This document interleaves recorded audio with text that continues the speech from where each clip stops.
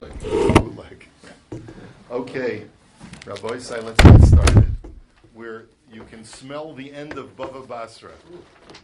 Tomorrow is our final daf. Did they announce when the siyum is going to be? Okay, we'll figure it out. We'll let you know. Maybe it'll be over the 9 days, so we'll have flashes for a siyum. Okay. We're on the bottom of daf Kuf Ayin Daled Amid Beis, Amar Rav Huna.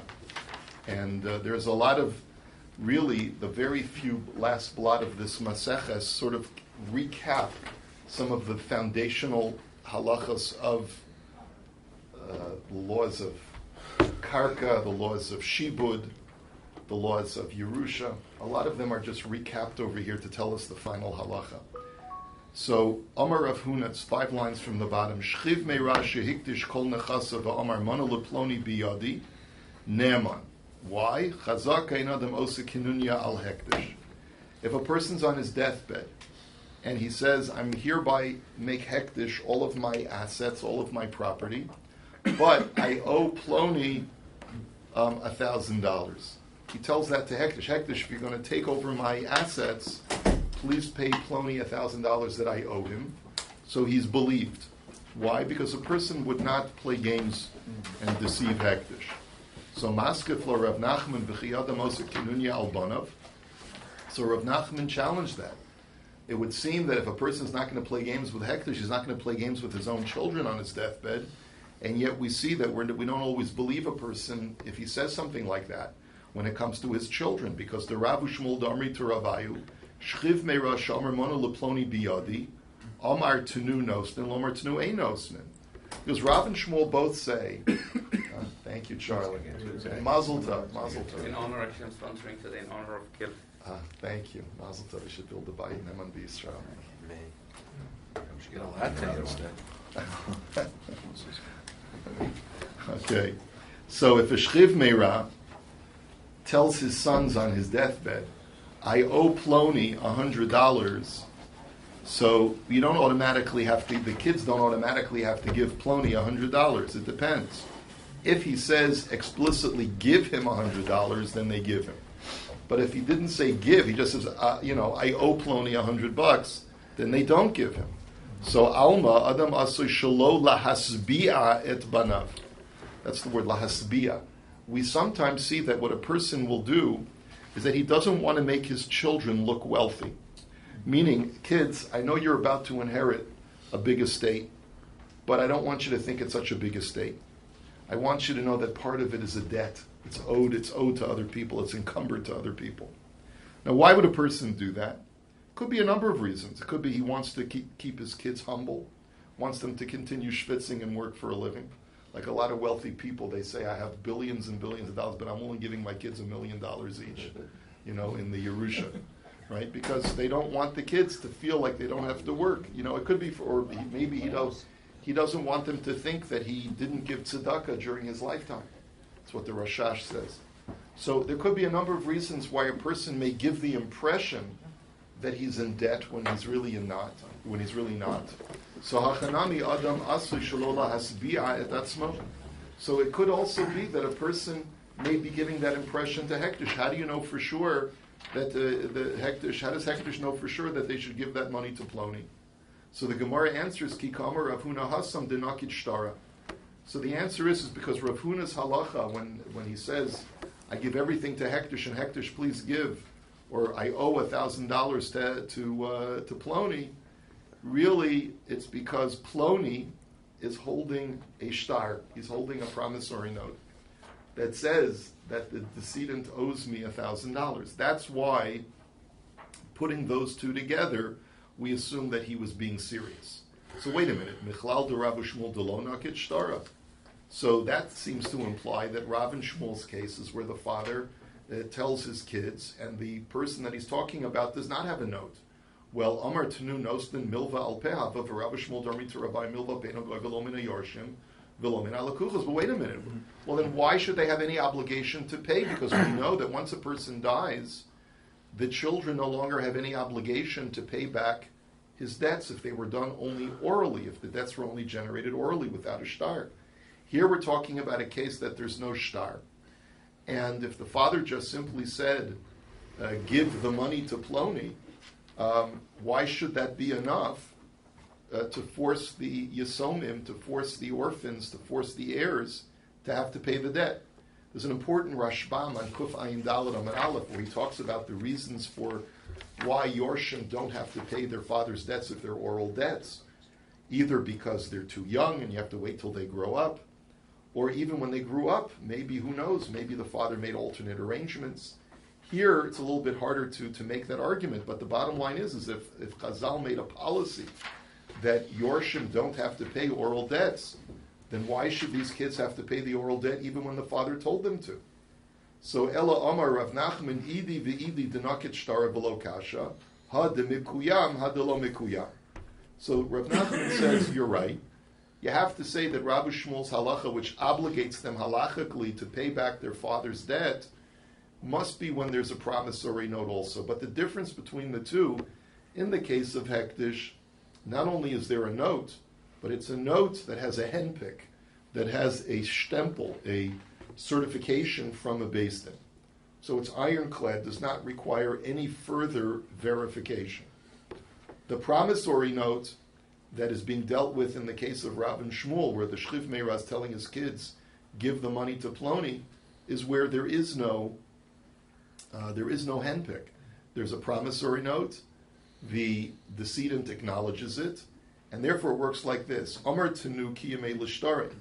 Lo amar tenu lo kiyamei l'shtari. If he says, give the money, so he's mekayim the shtar. He's verified the shtar because hodas baldin k'mei edim. It's as if it's been verified and based in. But if he didn't say explicitly, give it to him, so then he didn't verify the shtar, and therefore the shtar is not as powerful. Tosfos asked the question, what do you mean? A guy has a promissory note, and it hasn't been verified and based in, he's not going to be able to collect it from the Yorshim? How can that be? So the Tosfos answers that what we're talking about over here is whether or not the creditor is going to have to take a shavua, or whether he can collect outright with the shtar. That's really the only difference between the two. In Achinami, if a creditor has a promissory note, the Yasomim have a right to demand that he get it verified. But let's say he can't find the witnesses. He would have to take a shavua in order to collect. But when the father of the children said, give him the money because I owe him the money, so then no further verification is necessary, and therefore he can collect without taking a shavua. Okay, let's go weiter. Amar Rabba, Shchiv meira sha'amar mana leploni biyadi, va'amru yasomim paranu ne'emanim. Now, if a Shchiv meira is witnessed on his deathbed telling his kids, I owe Ploni $100, then he dies, and then Ploni comes along and says, can I have the money? If the Yasomim say, we paid you already, so then they're believed. But Tenu mana leploni v'amru yasomim paranu ein emanim. But if the father said explicitly, gave not just saying I owe Ploni, but he said give Ploni the $100 that I owe him, he gave explicit instructions. So then, if the Yasomim are confronted after his death, they're not believed if they say we paid. So the Gemara says, Klape Laya Ipcha Misdaber. Is that the right way to go? It should be just the opposite, says the Gemara. In Omar Tnu Mana Kivin de Paska Avu and Lamilsi Iklamemer de Pare. He says, no, just the opposite. When a father gave explicit instructions, give the $100 to Ploni, so then it's quite reasonable to assume that the Yasomim paid what their father told them to pay already. They're there, they should be believed. But Manu leploni biyadi kevin de lo pasak abuna milsik lamer de lo par parinu. But in a situation where the father just said, I owe Ploni money, there's more of a reason to assume that they haven't paid. So if they claim that they have to pay, they paid, that maybe they're there, they should not be believed because the father was more ambiguous there. So there's more of a reason to assume that they didn't pay. So Elai itmar hachi itmar. So the Gemara says you're right. We have to really modify this whole statement. It's not a distinction between whether the father said pay or don't pay, or whether they argue that we paid or whether they didn't argue we paid. But rather the statement was as follows. Shchiv me'rasham ramana leploni biyadi v'amr yisomim Chazar v'omer lanu Abba Paraiti ne'emonim. That in a situation where the Shchiv Meirah is witnessed as saying, I owe Ploni $100, and then after he dies, we want to collect the debt for Ploni, and the kids say, after you guys left, our father told us, I already paid him. So then they're believed. My taima itkuri midkar. Because why? Because the fact that he was not emphatic in his description of the debt, just said, I owe the guy $100. It's very possible that he was a little fuzzy in his memory, didn't remember for sure whether he had paid him back or not, just remembered that he had borrowed money from him once. And therefore, the Yisomim are believed if they say, our father told us he already paid it back, he remembered. But, to numanu leploni varm Yisomim chazar v'amar b'parati, ein emonim, dinisa de pari lo hava omar tenu. But if the Shchiv Meirah was witnessed as saying, I owe Ploni money, give him the money, then the Yisomim are not believed if they say afterwards, after you guys left, he remembered that he paid back the debt. Because if there was any fuzziness in his mind about it, he wouldn't have said emphatically, give him the money. The fact that he said, give him the money means that he's absolutely certain that he owes the money still, and therefore it wouldn't have made sense for him to say when we left the room that he already paid it. And therefore we don't believe the Yisomim unless they bring evidence that the guy was already paid. Boy Rav, Shchiv Meirah Shahoda Mahu, Tzarech Lomar Atem Edai, O Ein Tzarech Lomar Atem Edai. So here's an interesting question. A Shchiv Meirah is a guy's on his deathbed, he's dying, breathing heavily. And somebody comes in and says, I'm sorry to see that you're leaving this world, but would you mind paying me the $100 you owe me before you go? So he says, you owe me $100. The Shchiv Meirah says, and the witnesses are there, he says, yeah, okay. So he acknowledges the debt. Normally, when a person acknowledges a debt in front of two witnesses, when he's confronted by a creditor, he has to, the Gemara had said previously, he has to say, Atem Edai. He has to say to the witnesses, you are my witnesses. Why? Because a lot of times a person will just say, yeah, because he's just being sarcastic. Yeah, I owe you the money, sure. Right? But if he says, Atem Edai, then we know that he's not being sarcastic. He's not trying to poke fun at the person, but he's being serious about it. So the question is, when a guy's on his deathbed, is he going to be sarcastic or not? Or, by virtue of the fact that he's on his deathbed, he's taking life seriously now, and if he says yes, then that's a clear acknowledgement without having to say Atem Edai. And the way that the Bach changes the line a little bit, he says, Adam mishata b'shas misa, or ein adam mishata b'shas misa. Does a person behave sarcastically on his deathbed or not? And then the next question is, tzarech sheyomar ksuvu, or ein tzarech lomar ksuvu. The next question is, if we want to make this into not just an oral debt, if you're going to tell me that his acknowledgement is an acknowledgement of debt, do the witnesses have to wait for him to give them instructions to write it down in a shtar? Or by virtue of their witnessing of his acknowledgement, is that enough for them to go ahead independently and write down the debt and record it in a shtar? So now the creditor has the power of a written shtar for a collection of the debt. So Basar Dabaya Hadar Pashta, Ein Adam Mishata B'Shas Misa V'Divrei Shchiv Meirah K'Kesubin V'Chimesurin Damu. After asking the question, he answered both questions, and he said, number one, person on his deathbed is not sarcastic. If he says, yes, I owe the money, you take him seriously. And furthermore, just like in other places we said that the instruction of a Shchiv Meirah, the verbal instruction is as if it's written down in a shtar. For that very reason, if the witnesses hear him say that, they can record it in a shtar, and therefore the creditor now has a bona fide shtar that he can use to collect from the estate. Okay, let's go on to the next mission. That if a person lends his friend money using a promissory note, then he can collect the debt from encumbered property. And the Rashbam waits until the end of Bava Basra to say, what does Mishubada mean? Mechurin.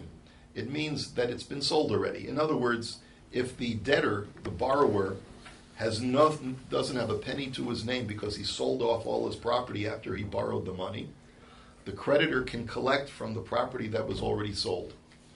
And he basically goes to the buyer and says, I'm sorry, but I'm first in line on this property. I had a lien on that property when you bought it, and therefore I get to take it.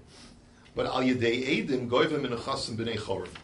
But if the loan was only made orally without a shtar, so then the creditor can only collect from unencumbered property that has not been sold off. Hotzi alav ksav yado shehu chayev lo goyvim min chasim b'nei chorim. Furthermore, if the creditor produces an IOU, but the IOU was never witnessed by witnesses, it was just written by the guy in his own handwriting, I, Plony ben Plony, owe you $100, and he signs it, that's not enough of a reason to be able to collect from encumbered or sold property.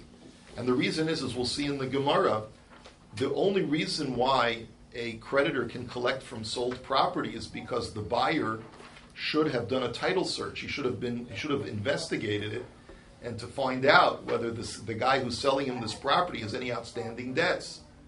If transactions like a loan was done with paper, so then there's a way for a prospective buyer to discover whether there's any outstanding liens on the property. But if there were no witnesses to that loan, then how is he going to discover that? There's no way for him to protect himself. And therefore, even though there's a written IOU, but it was not witnessed by witnesses, so there's no way a prospective buyer can protect himself, and therefore a creditor cannot collect from purchased property, can only collect from unencumbered property. And then finally, the halacha is that if a guy is a guarantor, we know that if the lova has nothing to his name, the creditor can go to the guarantor, to the arev, right? But let's say the arev committed himself at the bottom of the shtar after the witnesses had already signed. So the witnesses are not party to the guarantor section, they're only party to the loan section.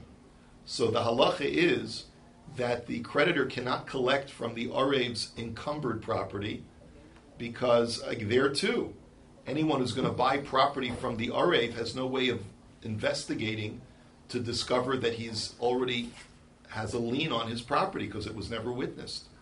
So it's the same halacha. And there was once a Maisa like that, where the creditor came after the arev, the guarantor, and because he had signed beneath the signatures of the witnesses, the witnesses were not signing on his guarantorship, and therefore Rabbi Shmuel paskin that the creditor can only collect from his unencumbered property, not from his encumbered property. So Amar lo benanas eno go v'lo min achasim mishubadim v'lo min achasim b'nei chorin.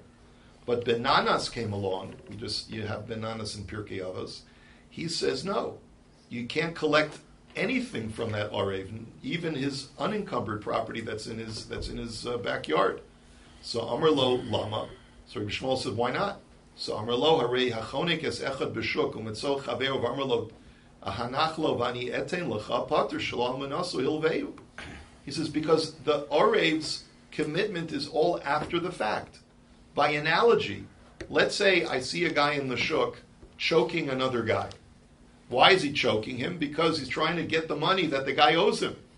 So he's saying, give me my money, give me. So I say, leave him alone. I'll pay you the money. So clearly the only reason I'm doing it is not because I mean to be taken seriously, but because I don't want the guy to be harassed. That's the reason I'm doing it. So the circumstances indicate that since I'm coming in after the fact, I don't mean to be taken seriously. I'm just trying to calm everybody down. And that's what the same thing over here. The guy is an arev. He's signing after the loan was already made. He's only doing it because obviously there was some tension afterwards. The malva says, I don't know, I don't think I did the right thing. I know you're going to pay me the money. And the guy says, don't worry, he'll pay you the money. And he says, writes his name beneath the shtar. That's the reason why Benana says you don't take him seriously. And even if he has unencumbered property, you can't collect from him because it was never meant seriously. But Ela Ezahu Arev Shu Chayav Halveu Va'aninos in Lacha Chayav Sheken Al Manaso Hilveu. He says only in a situation where it's before the fact, where the Arev says to the Malveh, don't worry, lend him money, and I guarantee the loan. In that situation, where he's coming before the fact, that's when the Arev is meant to be taken seriously. But if he's only coming after the fact, you can't take him seriously.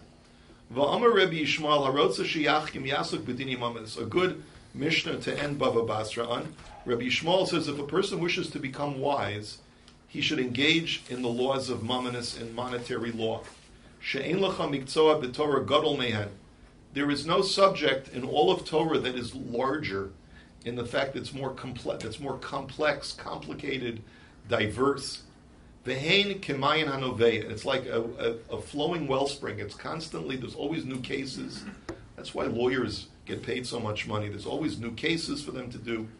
V'harotza sheyasok b'dinei mamonos yishamesh Shimon ben Anas. And finally, if you want to really get a handle on dinei mamonos, you should study under the great Shimon ben Anas, who was the one who told him that about the law of the Arev. Okay, let's go on to the Gemara.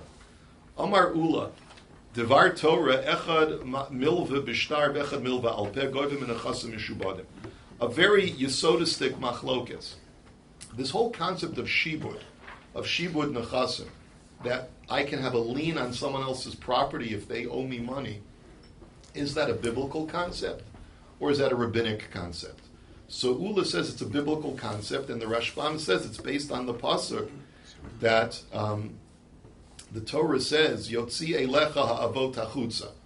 Right? He says that a person who owes you money should bring you the collateral and present it to you. So you see that I have a lien on the collateral.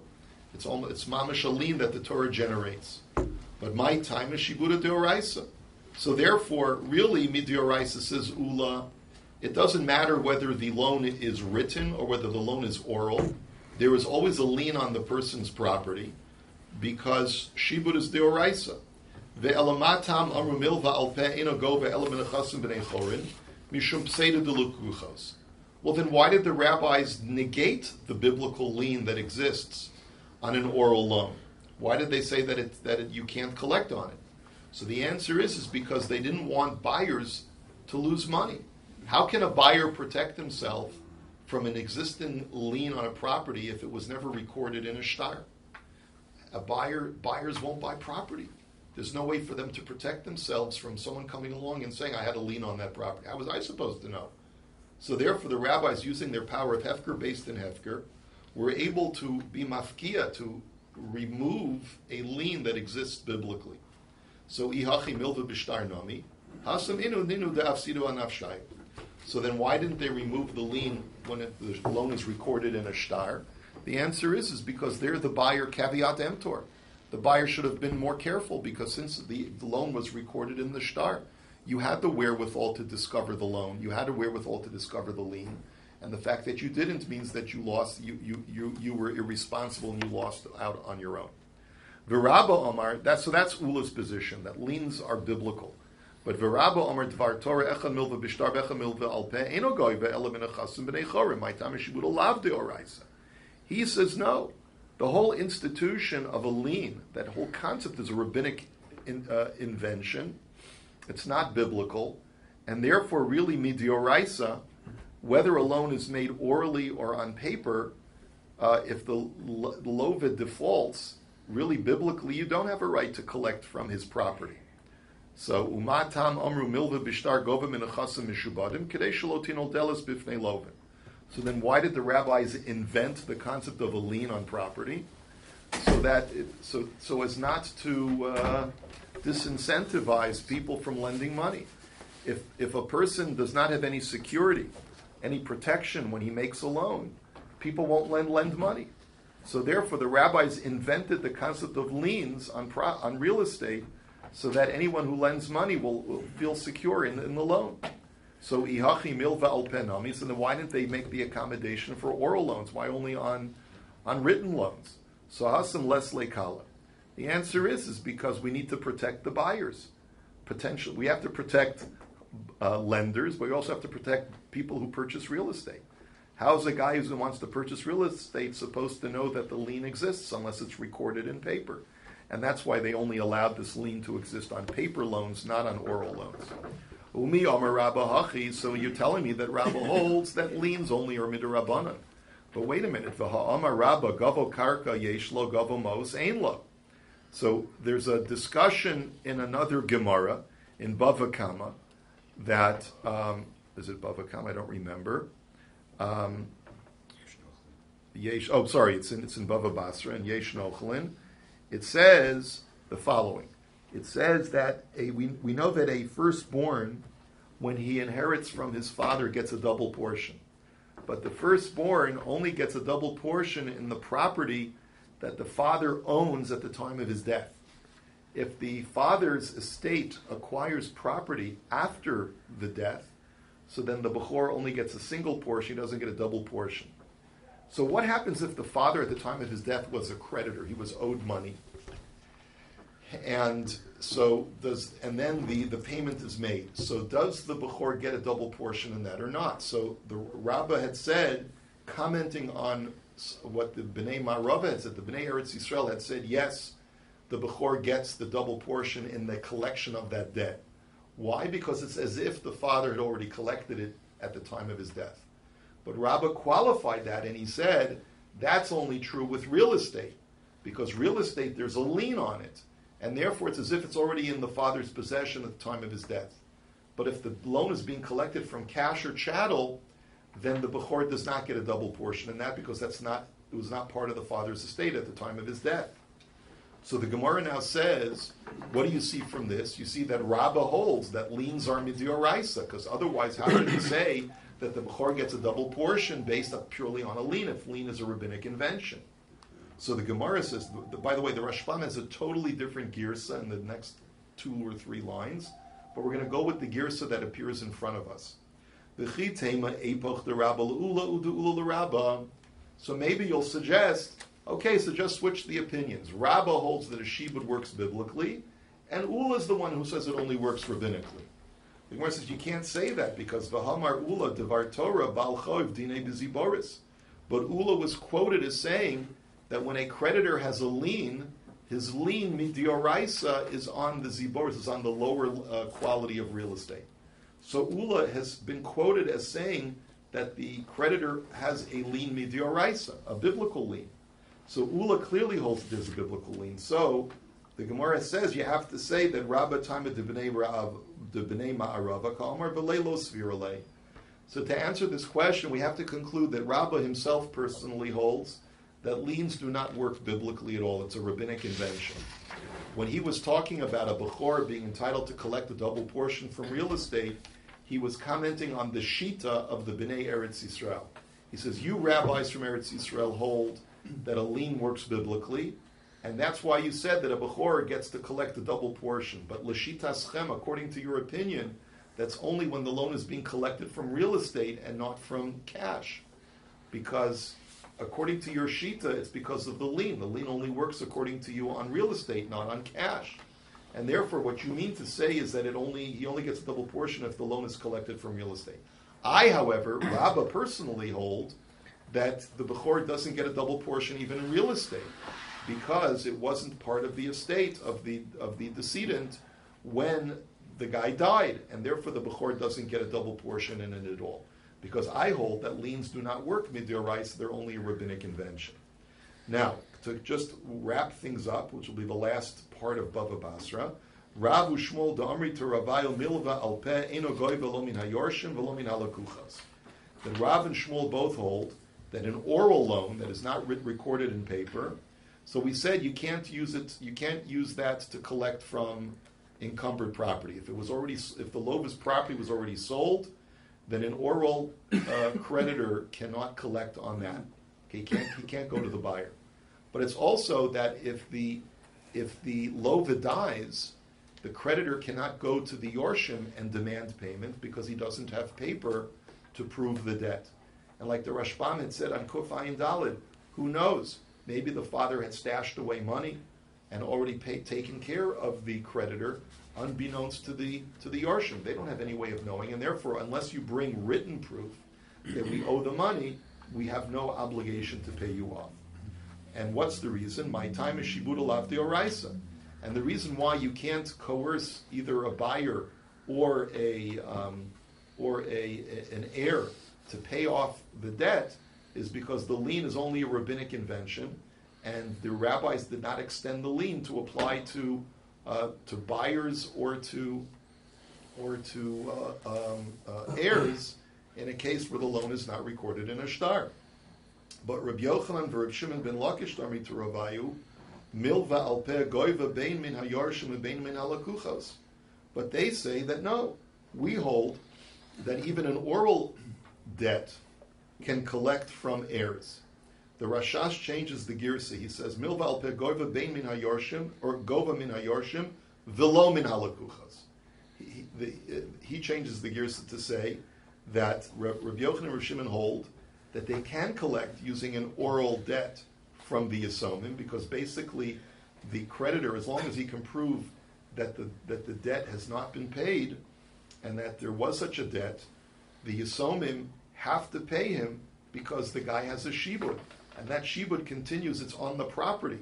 The shibud is on the property, so even though it transfers ownership from the decedent to the heirs, the shibud always remains on that property because they hold shibud as deoraisa. My time is shibud as deoraisa. But they will still hold, like we just said a moment ago, that the rabbis remove the shibud once the property is purchased because there's no way for a buyer to protect himself from a lien that is not recorded in paper. So meisvei. So let's raise a contradiction. Hachofer bor birshus harabim v'nafal alav shor v'har go patur. So it's a very interesting case. A guy is doing an illegal act. He's digging a pit in Rishus Harabim, which we know you're not allowed to do. So he's in the middle of there digging, having a good time, and all of a sudden an ox walks along, doesn't see the pit, and falls into the pit. The ox falls on top of the digger and kills him. So normally, if my ox kills someone, I have to pay damages to the family of the person that was killed. But because this guy was doing an illegal act, it's not my shor's fault that he fell into the pit and killed the guy, so I'm putter if I'm the owner of the ox. But v'lo od elashim meis hashor yorshe bal habor chayovim l'shalim demei shor leva'alav. But says the Brisa, we go even further. Let's say the shor died by falling in the pit and falling on this guy who's the digger. The heirs of the digger have to pay compensation for damages for having killed my shor. So the question is like this. The guy is dead. He incurs a debt because he dug a bore that the shore fell into. That debt is an oral debt. How can you obligate the heirs to pay that debt if heirs never have to pay for an oral debt? That's the question that the Gemara is asking. How can anyone hold that Yorshim don't have to pay for an oral debt when you see from this case that they do? So Amar Rebbe Ilah Amar Rav B'Sha'amad B'Din. The answer is because before the guy died, there was a din Torah, and the Beis Din paskin that he owes the money. Once a Beis Din issues a psak, they upgrade the debt from an oral debt into having the same power as a written debt. The psak of a Beis Din is like recording it in paper. And therefore, now that the guy is dead, the heirs have to pay for it because it's a written debt, not just an oral debt. But the Gemara says, how can you say that? V'ha harago kitani. But it says that the ox fell in and killed the guy. So how could there have been a din Torah while the guy was still alive? So the Gemara says, Amar Rav Ada bar Ahava sha'aso treifa. The answer is the ox fell on the guy. He probably caused him, broke his collarbone, broke his sternum, broke his pelvis, and the guy sustained mortal injuries. But he's still around. So they take him to a din Torah. They schlep him in a wheelchair to the din Torah, and the Beis Din finds him liable for having dug the bore and having killed the shore. And then half an hour later, he passes away. That's where the heirs have to pay. But if the Beis Din didn't find him liable before he died, they wouldn't have to pay. Wait a minute. V'hamar of Nachman Tani Chana Meis V'Kavra. That's the girsa change. They say that Chana, who's a Tana, taught the Brisa as follows. that it's if the ox killed him and they buried him, then the heirs have to pay. So it sounds like what happened is that the ox fell on top of the guy and embedded him so deep into the mud that the guy was buried by the mud in the pit.